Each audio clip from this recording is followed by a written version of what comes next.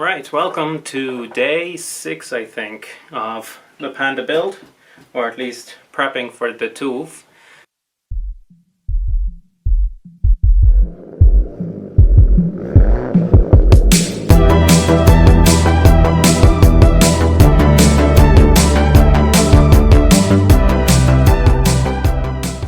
So far, I've put back on the subframe with the ARB, the anti-roll bar, with the steering rack as well, and I've put back into place the wishbones after a lot of wrestling, but those parts are back in. I just need to button everything back up.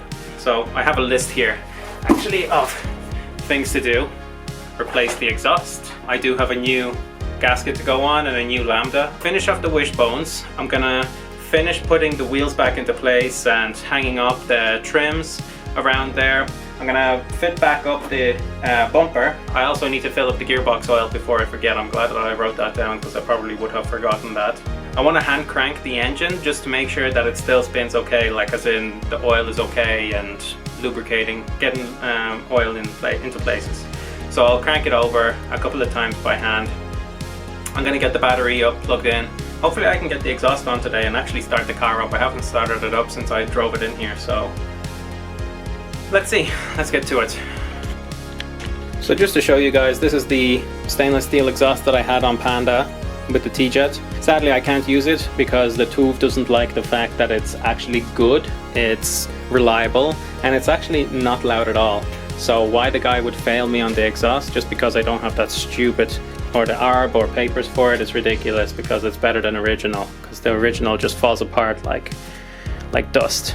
Anyway, I have this section out and I need to get the rest of it out from underneath the car. I might actually do it while the car is sitting like this, and I can double check to see the subframe underneath it as well. There's a good bit of work that's left to do here. Need to button up all of the different... Actually, oh, I thought I didn't do all of the bolts. Oh, I do need to do the wishbone, of course. But yeah, all that's left here is the wishbone, hang the wheels up, and it's pretty much ready to go. While I'm getting eaten by the wheel well trying to fit the wishbone bolts, I'd like to ask you guys to do me a favour and hit the like button on the video. If you haven't already, smash the subscribe button to follow the channel and hit the notification bell to be notified about any new videos that come along the way. It really helps me out and those who are trying to do similar things on their Pandas. And if you have any thoughts or suggestions what you'd like to see next, be sure to leave a comment down below. Back to the video.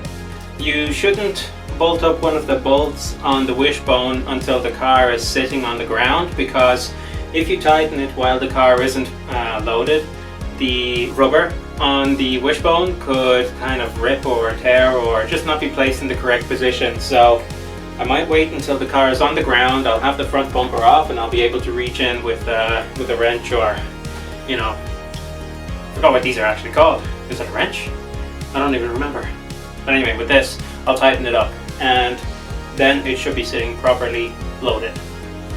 On to the next one. The space is actually a lot tighter here. I don't have a lot of room to work in this side of the car, but I just have to make it work. I can get underneath the car with the, man, I'm forgetting everything today, all words. I could go with the creeper underneath the car and tighten it up, but yeah, I probably will do that. Ugh. The wishbones were fighting me throughout the process of fitting them in. Eventually though, I managed to get them into place. My recommendation would be to play around a little bit with the rubber mallet to get the wishbone into place. Everything after that should be pretty easy.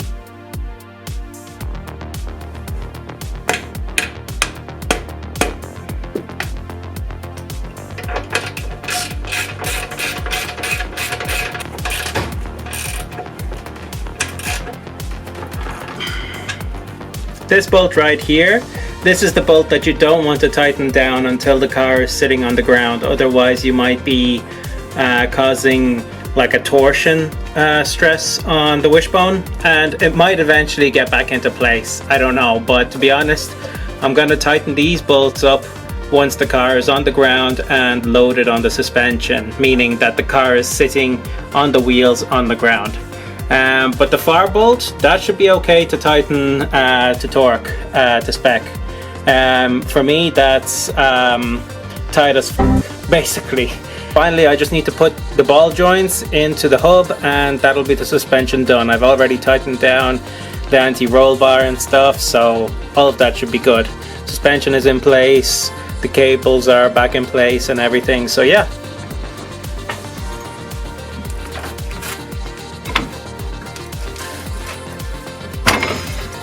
There we go. Let's go to the other side. Now, that actually went in by hand. So that's suspension about 90% done. I need to connect the steering rack to the steering column, put the car back on the ground and finish off the bolts for the wishbone. I'm gonna spin the engine over now, so that way I can go and start it up once I put it down on the ground. Actually, I'll first do the exhaust, but I am gonna spin the engine round.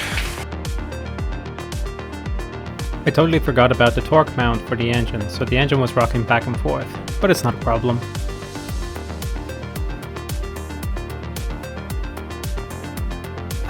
Silly of me, I forgot to put the gearbox bolt back in.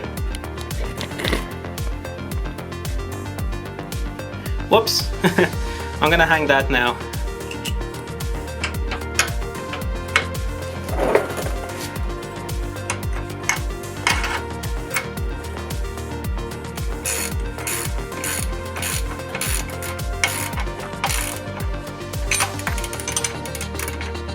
Great, so that's the engine in place again.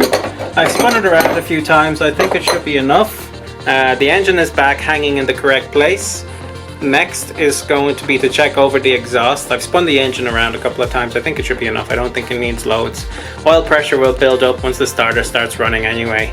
I'm going to check over everything on top to make sure everything is buttoned down correctly, because I had taken off the turbo and stuff like that and the catalytic converter.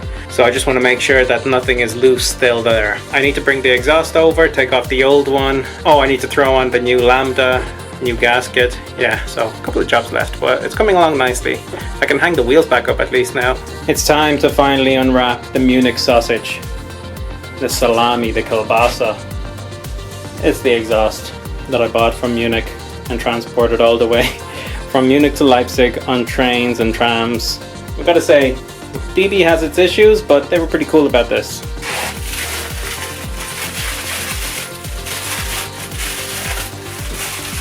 So much aluminium foil. Yeah. One Munich sausage. So this is just a normal original exhaust for the Abarth 500. It's in pretty good condition, well, you know, for being weathered and all. But the most important thing, right there, Fiat. Hopefully this will pass. This should pass because it's got Fiat emblem on it. And this is how it is from factory. So now we're gonna tackle the back of the car. It looks like Darth Vader's face. Yeah, you can use your imagination. Okay, I'm going to clear out the side of the car here so I can reach in and undo the back box and get to work on that. So yeah, I decided before I do the exhaust I'm going to fill up the gearbox oil because I'm probably going to forget it and I want to mark it off the board. So I'm just going to do that real quick. I got myself a giant syringe. It's actually comical. It looks like something out of an old Russian show where there's a dude getting like in his butt. Anyway, so I'm gonna fill up the gearbox oil. I'm gonna be using this Total Transmission 7590. I can't remember what it was for, but anyway, it should be good for the Panda's gearbox. I'm gonna fill it up with this. I don't know how much it actually needs, I can't remember, but I'm just gonna keep filling until a little bit starts pouring out, and yeah, close it up, and that'll be the gearbox done. Finally, the gearbox has been giving me so much grief over the years since I've pretty much gotten the car. It's been leaky out of the left side drive shaft. That's where all the fluid keeps coming out. I've replaced the seal on it again. Like, I think this is either the second or the third time, I can't remember, but hopefully that's the last time before I switch over to a different gearbox. Right, so little update. I undid what I did already on this left side of the suspension because of course the gearbox leaked. That's my bad. I didn't seal it properly. I took off the bolts off of the strut, the wishbone, the tie rod, and I hammered the absolute living crap out of the drive shaft inside, and it seems like it has sealed, but a lot of gearbox oil slipped out. So I'm refilling it. So I filled up, I actually have no idea how much at this point, so I gotta refill whatever has dropped back out. This sucks, but you know, it happens. At least I caught it. I thought it was just the rain because it's raining outside right now, and I thought it was just droplets, but then I was like, sounds a bit too close for good measure, I better check. And yeah, so I'm gonna refill it. I think if anybody ever asked me what's the best part on working on the Panda, definitely not the gearbox. The gearbox is literally the worst thing working on the Panda. Absolutely hate it with a passion. It's the worst thing to work on. I'm sure mechanics will disagree. You have a lift, I'm sure it's very easy and like straightforward. I was trying to keep things nice and clean using one of these big injection, whatever they are called, and it's absolute utter dog. Spilled most of it all over the turbo, spilled most of it all over the floor. It's just such a giant mess. I absolutely hate this. I want to curse so bad. I want to go home. I want to eat cookies all night and drink beer and just forget this ever happened. Stupid goddamn gearbox. I can't wait to throw it in the trash. Oh my god, that'll be the day. Like literally, there's more gearbox oil on the floor and in that box than there is in the actual gearbox. Swear to God, one of these days it's being ripped out and thrown in the bin. So now I gotta get underneath here and reach over to the exhaust. Hopefully I will not get eaten by the giant spiders running around here. Let's see. The bolts are a little rusted. Hopefully they should be okay with this bad boy. There we go. Doesn't need to go off all the way. Now I just need to rattle this back and forth until it frees up.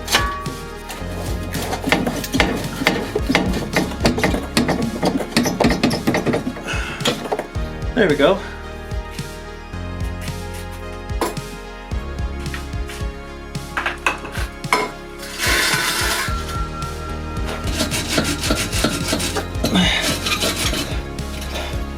So that's hung up there.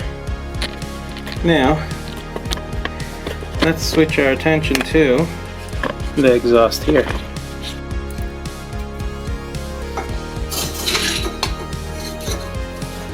Got ourselves a new gasket. Can't really see. There you go. New gasket to go into the exhaust.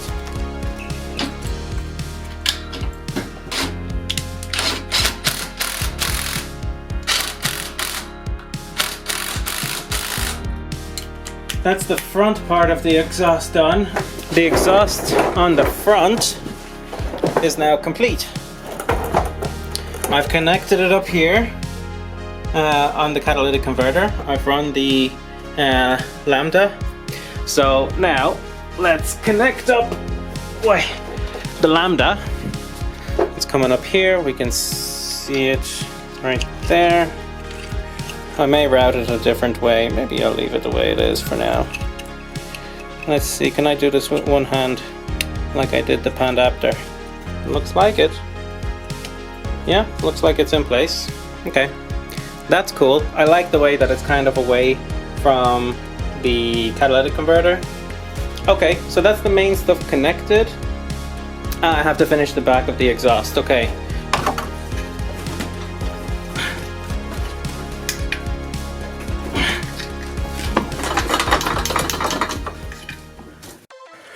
Right.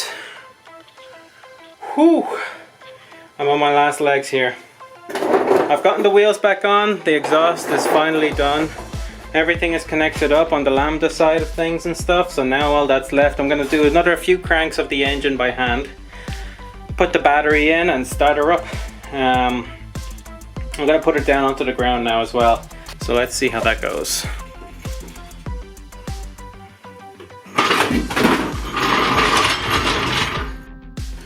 So I have a couple of lights. I think it's just the battery is a bit low, because when I turn it over I can hear the fuel pump priming, but it sounds weak.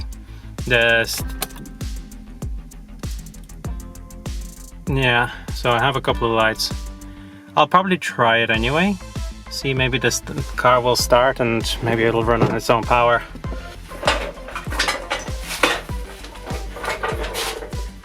So sadly it won't start, and I think it's just the battery is low. I've been trying to recharge it. I think the battery just might be bad at this point. I do actually have a... So I have this kind of little car battery starter. Maybe I can kickstart the car with this and then it'll run on the battery once the starter kicks in.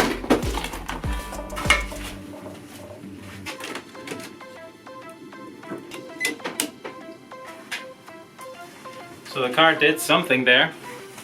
Let's see if we can start it now.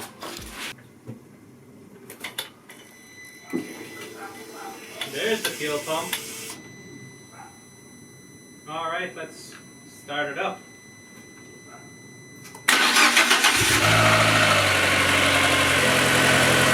Sounds great! Oil pressure is good. I'm gonna undo the battery pack now. This is the gearbox oil just burning off of the exhaust manifold. It's idling. Oil pressure looks good. All that stuff is burning off. So what do we think? Should we give it a bit of a spin? Or should I wait until all that stuff is burnt off? Actually, it smells pretty bad. I should wait till it's burnt off. Perfect. Right, so good few things were done today with Panda. Managed to get the gearbox oil in, managed to finish the wishbones. I cranked over the engine, swapped out the exhaust, hung the new lambda, put in a new gasket. I think the ECU will need to learn a little bit of the new lambda, because the old lambda is of course caked with the carbon from the exhaust and stuff like that. So I think this one will need to get up and kind of be learned a little bit as well. But overall, I've actually started the car. It seems to be happy to be running. The battery isn't so happy, however. I think I'll need to replace the battery at some point. Right now, I used my power pack to run Panda, and I think it was running on the starter itself, or at least now that the engine was spinning, or the alternator I should say, not the starter. But yeah, it seems to be running well, surprisingly. I keep on thinking that there might be something going on after sitting around for so long, but it starts exactly as it did day one when I put the engine in. It's happy to do it. Right, so now I want to mark off a couple of things off of the board. So today was a lot of work actually. I managed to get a lot of work done. So previously I had drill holes for the subframe. I've replaced the exhaust and I smashed my head with it by accident. So that's done. Replaced lambda and gasket, that's done. I've hung up them when I put the exhaust in. Fill gearbox oil, that's done. Hang plastic engine shield, that needs to be done. Still need to do the Pandapter, so I've ordered parts to create my own up-to-date Pandapter because right now it's still using version 0.1. Anyway, it's the original Pandapter, so I'm going to replace it with a fresh one that's kind of up to date, that looks more OEM. Design new light pods, that's a work in progress. I've done some scans, 3D scans and stuff like that, so I still need to get some stuff for that. Fit gauges, I think I need to finish wiring up the gauges because the lighting for them it's not connected. I think I'm going to try and see if I can connect them to when I turn the headlights onto the Panda, see if I can run a wire to the back of the dash there for that. That needs to be done, but it's not mission critical for the TUV. Hand crank the engine is done. Check rear subframe. I had a look at the subframe on the rear. It's rusting, but it's not like complete structural. It's not ideal. I will eventually replace it, I think, with something different, and I think it might be an Abarth 500 rear subframe. The reason being is that I'm running 20mm spacers all around the car, and as far as I'm aware, I think it's either 20 or 25mm offset that the rear Abarth subframe adds. So that will be kind of ideal for me in my situation in terms of my wheels and stuff like that. So that'll be good. For now, I'm gonna check this off because I think it's all right. Oh yeah, I have to finish doing the wishbones. So good thing I wrote that down. I'm gonna do that next. Test drive, not tonight. Tonight I got Panda running, so I'm happy with that. But I think the next time I'll drive it, I'll have the wishbones finished, the bumper back on, the heat shield or the engine shield underneath will be on, and yeah, we'll go from there, slowly but surely. So a lot of things ticked off today. 6 things really that need to be done. Not to do for the TUV. For the TUV, I've pretty much gotten 8, 9 and 16 are the only things that I need for TUV, I think. And that'll be it, more or less. I've got the back seats installed into Panda. I've got the gear lever surround installed, so that way there's no sharp edges there. Once I have the engine shield on, that'll be the sharp edges covered from that. That's it. That's another evening over with. So next time will probably be a drive. Hopefully I can maybe design the light pods. Maybe. I can't promise anything with that. It's quite a lot of work. There's a lot of things I still need to learn when it comes to CAD. But there's a lot of things up here that I want to put into CAD and design and 3D print and CNC machine and stuff like that. So yeah, I might see about working with someone, or I'm just going to do a lot of courses about CAD design. Anyway, thanks for watching guys. That's another episode, and I'll see you next time.